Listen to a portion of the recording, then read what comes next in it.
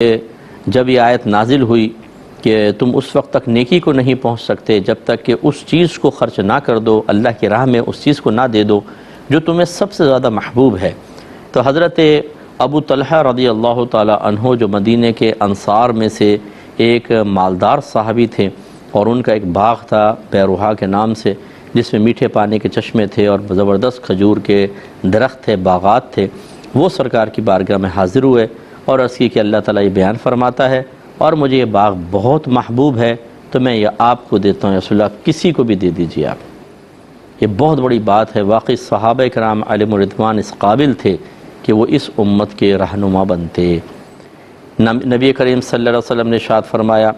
میرے تمام صحابہ ستاروں کی مانند ہیں، جس کی پیروی کرو گے ہدایت پا جاؤ گے۔ اور واقعی میرے آقا نے بہت بہترین تربیت کی تھی۔ اس میں ایک صحابی کا کمال بھی ہے، لیکن اصل کمال تو مربی کا ہوتا ہے، تربیت کرنے والے کا ہوتا ہے، اور میرے آقا صلی اللہ علیہ وسلم سے بہترین تربیت کرنے والا نہ کوئی پیدا ہوا نہ کوئی پیدا ہوگا۔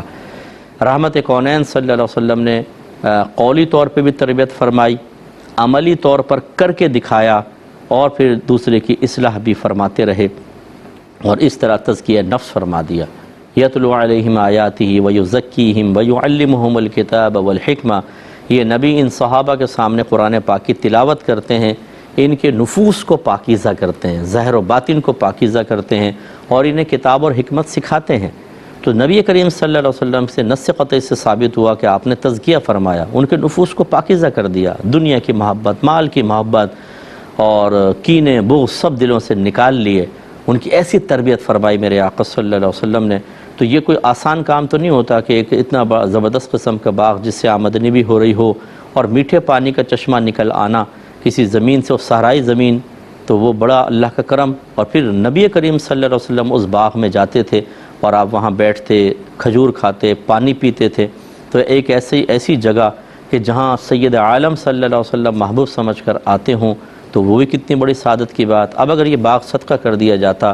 میٹھا پانی کا چشمہ بھی گیا، باغات بھی گئے، اور نبی کریم صلی اللہ علیہ وسلم کی جو نگاہ عنایت تھی اس سے بھی مطلب یہ کہ یہ شخص تو محروم ہوا، نہ ہو سکتا ہے کسی اور کو دیں، اس کے پاس بھی سرکار جائیں، لیکن جو ایک